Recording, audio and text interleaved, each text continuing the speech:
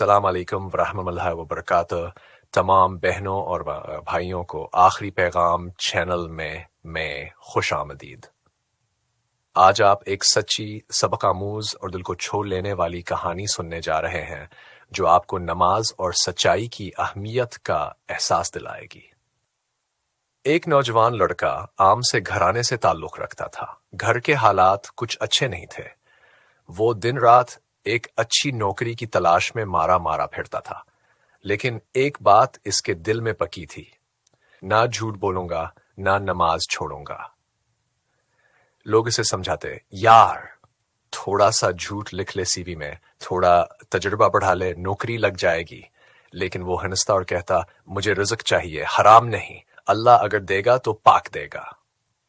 پھر ایک دن وہ ایک بڑی کمپنی کے انٹرویو میں پہنچا۔ اس نے سچ سب کچھ بتایا، کوئی جھوٹ نہیں بولا۔ یہ تک کہا کہ میں نماز کا پابند ہوں اور چھوٹے موٹے جھوٹ بھی نہیں بولتا۔ سب حیران تھے۔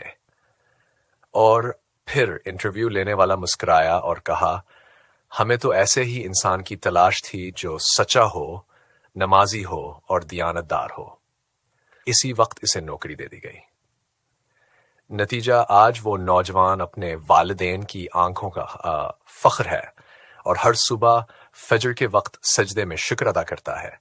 اس کی زبان پر بس ایک جملہ ہوتا ہے، نماز نے مجھے جھکایا، جھوٹ نے نہیں۔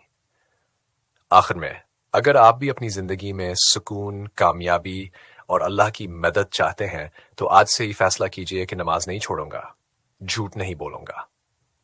اور ہاں، اگر آپ کو یہ کہانی پسند آئی ہو تو برائے کرم آخری پیغام چینل کو سبسکرائب کریں تاکہ ایسی اور بھی سبق آموز کہانیاں آپ تک وقت پر پہنچتی رہیں۔ جزاکم اللہ خیران۔